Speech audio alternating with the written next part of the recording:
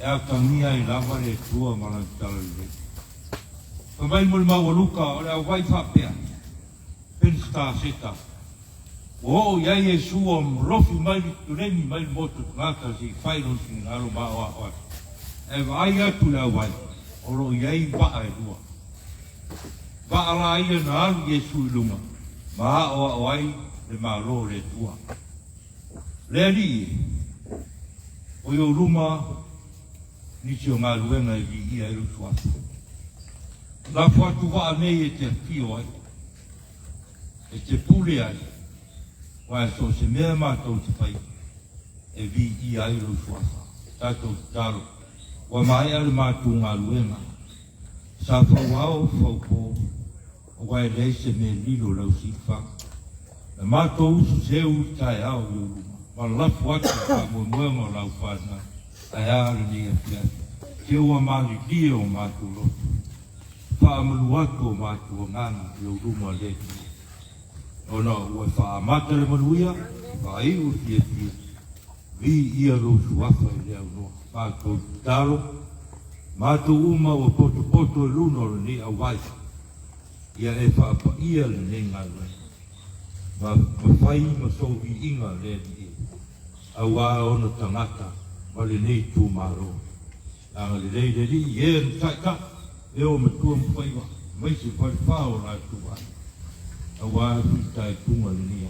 O manua po I patanga roa me rei sia, ai mai se po I so mako nu nei ma le tū maro. Whai a mea uma e vi ia ro suafu, nā al tāku. Ia lopa teri mai e rau suafu Kirisu. Mātou wole ma te tāno atu ai. Amen. Amen. Ia, mai si pat tele nai. Pai no mai nai pa mai ina male. So fi malie, ia o Galuega fita, le ngo Galuega le fai mo fie. Ia ta tonu pe ona saunole, te o ngolutua le sungai le. Komiti tu mau le kalisia metis, ia. O le tali malina le tua, o le eise malamala e fit. Awa manuia mea umai lona anga lei. Ia mai si pa manuia tele mo le tua, ina wai umal manuia le nei Galuega. Hip hip! A manuia tele mo I lato uma sa Faata'ita'i o I lato sa fai ma matua faiva. Hip hip! E tasi mo le falifao lato ainga. Hip hip! Tasi mo sunga tua tangloa. Hip hip! Tasi mo tato uma. Hip hip! Ia, e wala awa turo malfa aloalo I tato au tupunga. Ia, se wha o ato tato sa I lalo le vai. Ia, o leo tape naina e taito lua mai le. Au waa, ia, a Mae'a o nā ngā ia tule I tai o. Ia o le a mata me tato tuunga Faata'ita'i. Ia, e sami e tato Galuega pe o na iai. O leo lau tua tu I malfua Paopao. A tangai mai lo wai lalo fua Paopao. Na saulo leo tuunga o le waa e mua ese mai alan whailonga leo tape naina ia ta te ona nei metano whatau al tangata I alan peka ia ngai mai loa aini e maa mai whai ngofia e ona ia whasau lama le tato numela lea sa se I el tato pepa I la stopi kua mua mai le numero lua ia le fionga ia tupola male Paopao na ainga la tau le sa se ina tatou numero lua te whale mai se patpati ia ole sale na tapeneina le fionga ia tupola toka lalo asomua ia mai se Paopao na ainga mai le tu malo se siumu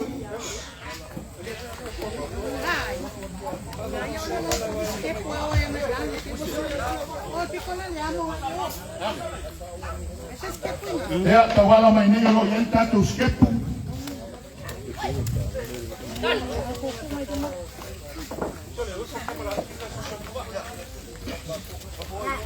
Ai tatou ia so nei te ua. Ese san. Foi para como se fa agua.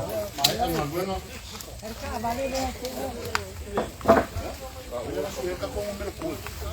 Tatou numero tolu ia sa se ina le sunga ia tavita. Ia male Paopao la tu ainga mai cartele. Ia salami un tapenao al parari. Se fa al mai se pia al palpati.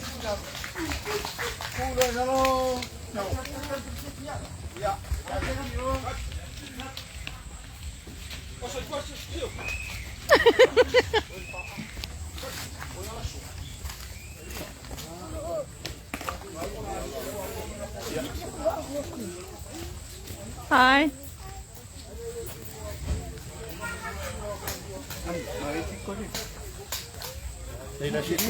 Oh, Leila.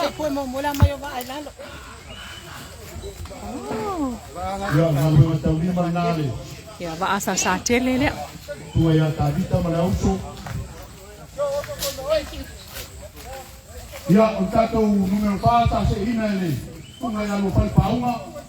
Ole paio na aiga. E pai mai que Paopao. Okay. Ya, dua Faata'ita'i nga resiva ale Poutasi.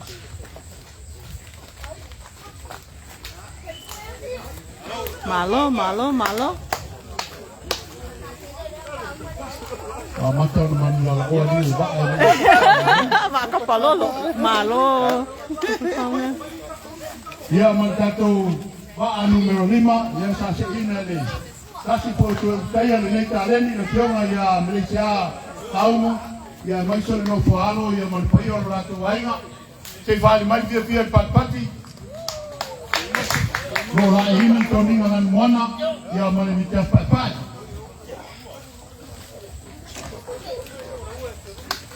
Resiva ale Poutasi. Le fo.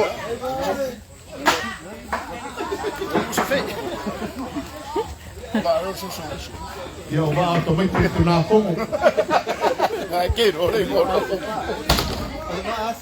ya mai si pia o le va muli ya o le va ale sa ta na ina suma ya John Materi tato wo malanga mai ni Zealand ya le wa fausi ina ile palaimuki na papa parangi ya mamea pa ona ponei ya pa fai mo fie mo tato te pa mai fie patpati mo John Materi male pai o rauso ya o le ngol nei ba o le anu le te foi mai no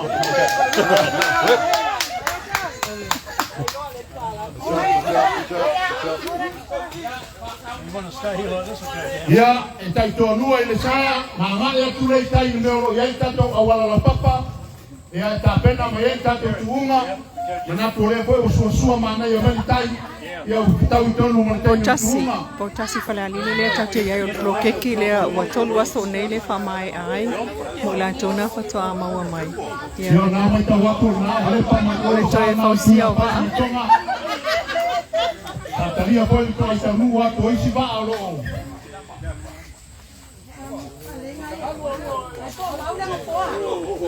ale mau lalo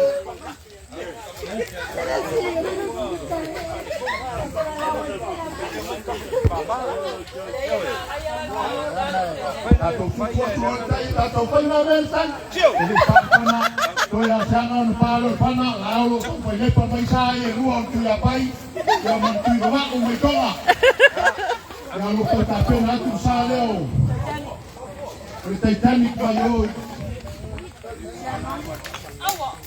o chamani termina le rio chuna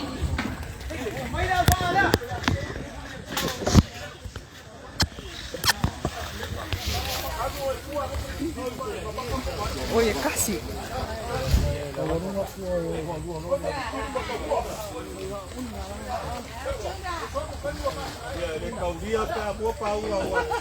casi ngai ah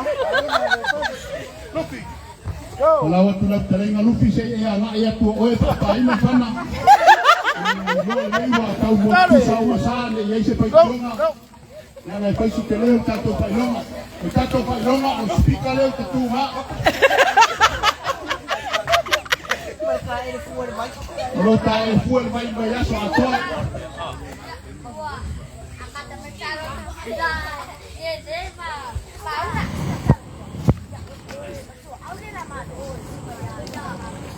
Kiki, kasi ala última. Kau oi, se agora dire. Dice, puli foi. fulit foi. Oh, mamafa ko dua le. Ya na o se tu sa ko mai tu mu vai. Apenin na tu pala ngamel na kin. Ya ai mule pa tu al salo le Titanic. Titanic. Ako yung inaloba ko pero ilaw ato ma to ay na. Aduh aku malah kuat.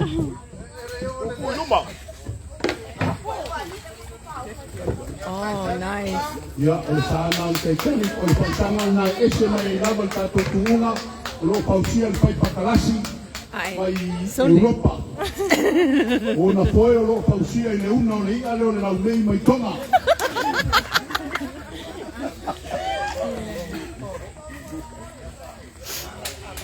Wala watu tatou laina pa oso se pa tau mo tu sa uma sa awena ia se pai kionga pe ato ai tau no tuunga ai atu papa pana ya nga ito lalo vai ai sila sila na ki ai tu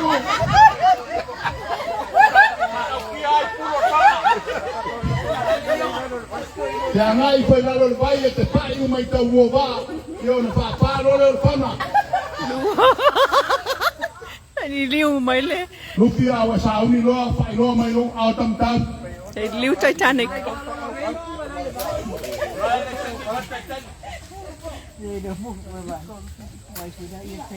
Te paali mai pia pia al Paopao ya mata mo pio na luenga tau lima ya pio na pita pia ya ia le. Ai ora ai na. Punga tava ya. Ine ya so tolu le pai mo pie.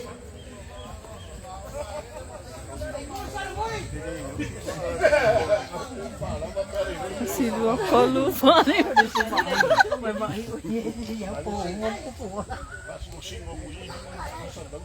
Ke tau tutu tui sārea paiunga.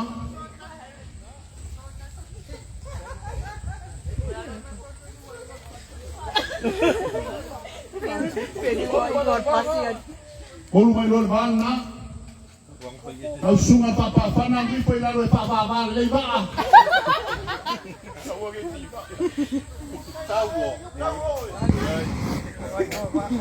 Aku kui kai o lua kim. Ya. Failo. Go! Ya mai tau atu na tau pai sau tato tunga sei pa di mer pia pia le pa. Se ma nei mai sa. Ya le ua ya sol nei na pa topu nei la lor vai. Ya mai tau atu na mo mai luma ta mai tol mu vai. So mai tia mai tia pai mai na to. Mai se pa ata mai tuila. Ai sai lo polisi. Ia malanala o mua nei le va leo ta mai tol mu vai. Tulua mai ai tu ya pai. Tula na tolu tu i babau. Ya tu vale ai tu na le loa mai. O te panga. Ya se pe pali mai te pia ya le Paopao.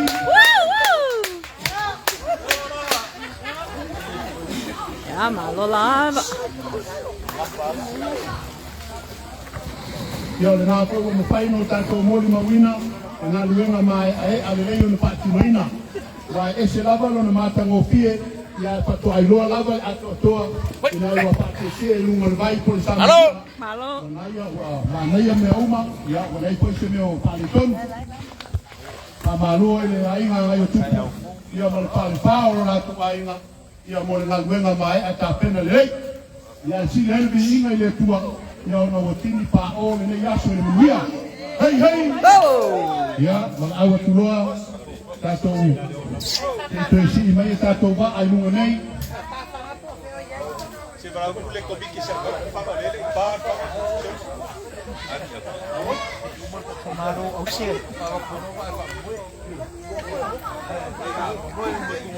Awa tu papa fana ta ele tulo na. Ma o so pe na talu tu ai nga. Mano la mano fa. Yo.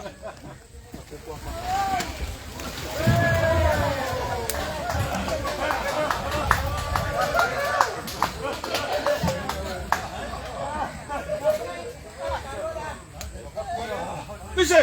Para ver va lo va ise baka baka. Tik. Para ver va Ya tani ni po yata. Oi bago mai bunga se ya halo na se. Ya kita to wata. Ai, se ko ya ka ba. Ai, alu. Ana bufia. Ya pone menos paso.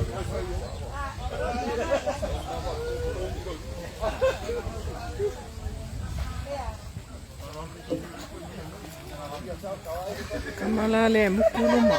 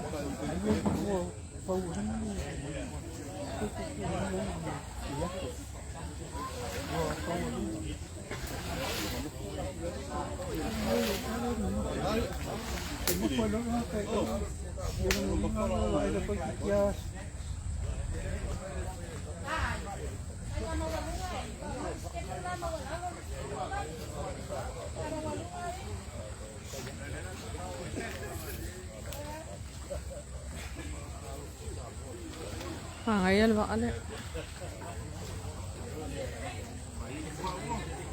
Kawi leile mau longa ama umianga yako.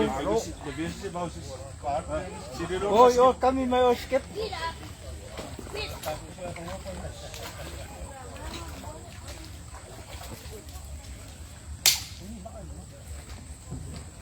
Ya, au tuoi ka to oba ya.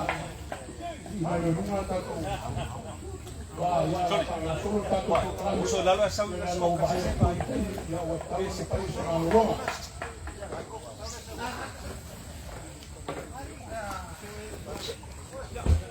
O Poutasi fale alili malato polo keti.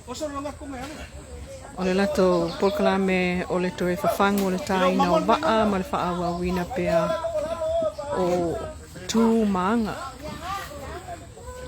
A whao nata e sila mai ia wa aina e stories na wa umana tusi matu uilunga le Radio Polynesia Facebook ko whamtalanga o le polkalame lea o le a whio anga Poutasi whale alili le na mata mai le stofi lato polkalame lea o le whausanga o vaa ma le toe whao lola ia mantua fo o whao ngā vaa o whaanga i le tai o Faata'ita'i ia po whai ngā whai pa le tele o le tātou ngangana i upu ma le ngangana lea o lo maua mai ai i le whausia o le vaa o le tā o le vaa o le ave le vaa i le sami o le oe whangangota ia ma mea umala e tofu la wale fasila au le vaa nai te tanga ia tia i malona i ngō whapitoa ma sainga i mako lea mai oi Hawaii mako country of Hawaii ia el mela e tupu mai o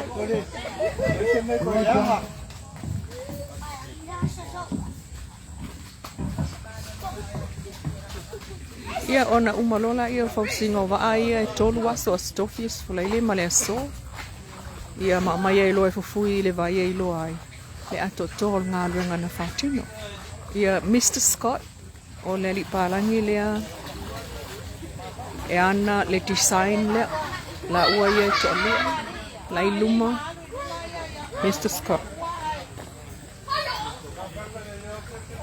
ia e leo le vaa mua la wa ia fausia ia isi va ana ia fausia sfuta sanga talwai sa malanga mai fo i le taimi o le tsunami le umana le tsunami o ina na ia a Faata'ita'i mama wailo na fi soani mai fo i le nei tu o le motu po Samoan nei ala i pokalame soani ia le fo la soani mai mafia awai mai i le pokalame Poutasi e fo nga ba ia ai sa wai malana fo sanga le la e fai lau papa ho ia construction plywood no not marine plywood no ole lau papa le la whapitoa le la. E plywood whapitoa le la e... Ele ai as a termite, because it's treated plywood. Ah, ele o ona. Ai e o ona o. Ele ai se ane.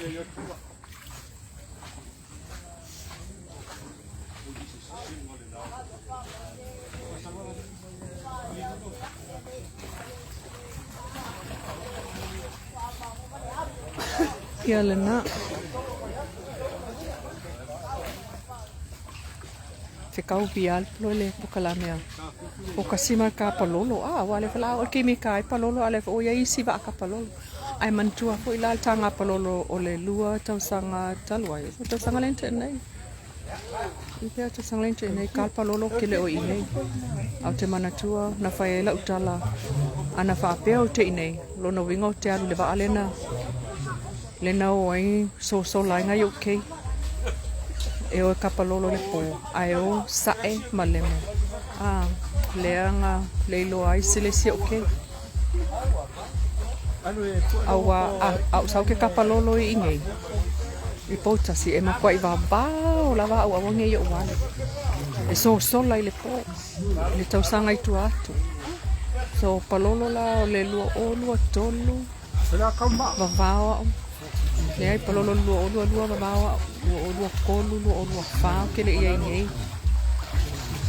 Ia e tupo e lo le whale tonu le na o nai o so la ngai o kei le vaa.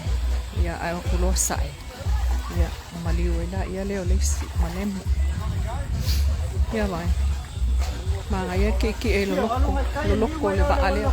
E fiu wha akumu ia. E fiu ho e ka iai palolo kongu i kai o le moku pea o nke kele le palolo ka lo le vaa. Wha penal ma tonu i sa vai. O ina te tele le palolo e tai tono le vaa le palolo. Enka whawhao ia le o vai lalo i palolo wala i te tono le vaa. Te kuri wharu kai te whanai. Ari ala lima la wala papa. O ke o ia kau mare mo o la le o feke de ro alo ba. Kwa. Kalo mai no mai ba. So mai se po so wa ka TV. So mai. Kalo mai na ke vai kai o. Después so wa kai vai foi ko. Kalo mai. Kalo mai o. Ya wala. Alo mai. Alo mai ma kalo mai. Sawa punga maro lungole papa maale. Ala makalo. Li wakule ba ai o ngana sau i. Le ai.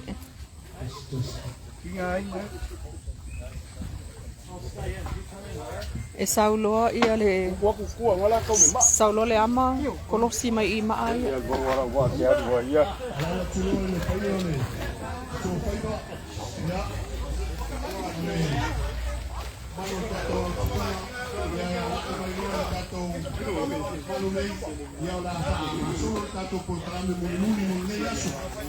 Ya. Ose vai ngale na ina o mai ale tu. Porque uma Malaysia.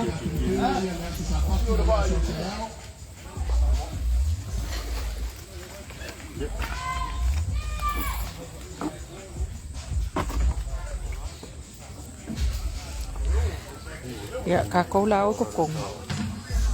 Mà ngay ai on ngai au vai vai. Wa lau no lal ficau.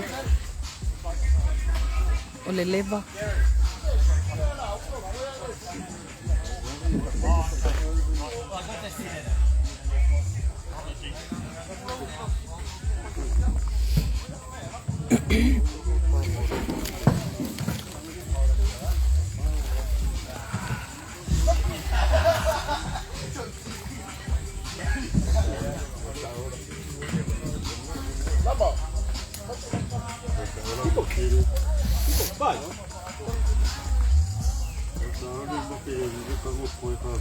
Ya ona fa uma koile ye ngau le bai nga. Aftai al Faata'ita'i mai.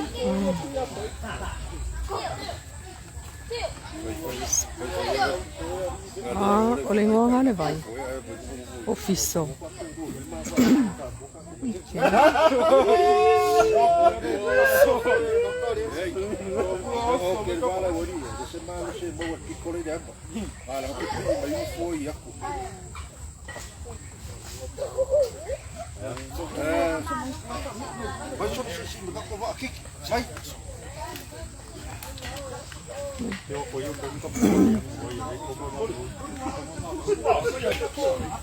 It floats very well, Scott. Yeah. We're pleased. Yeah. Congratulations. It's not my first boat. It floats. It's not my first one. I understand. You told me that I've earlier. done a lot of them before. Yeah. Beautiful. It sits very well. Yeah, we're very happy. What? We always make modifications, so Yeah. we're very happy with that one. Yeah. Yep, Yeah. so- Yo le va ale na fa we le li palangi le suna Mr. Scott my New Zealand. Fia ia le taunu unga waiai. Ese mai e tatou waa ia le. Ese mai le waa la le. E fau I plywood. Ese mai I tako waa ia. Le kai la au le kai kamling palangi.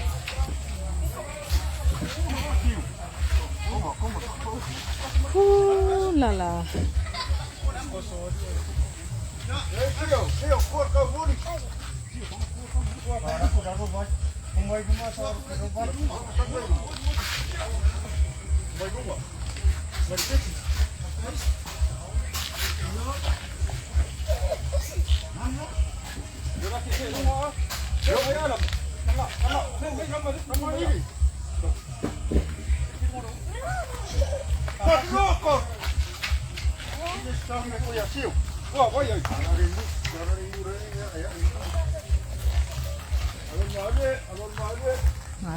Malo. Tatou ka ale le sa fai luna fono. Ya. Nga lu le ya le ina se vai na lu to.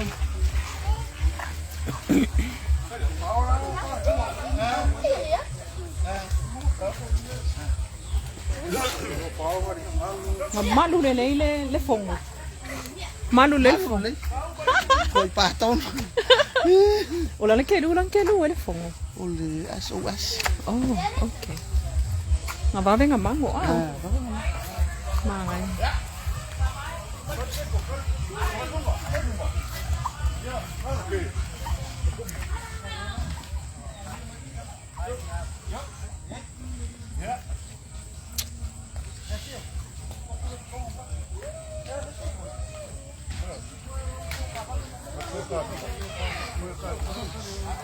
Ya, mai aku nga vai ka kui o le laungo kong.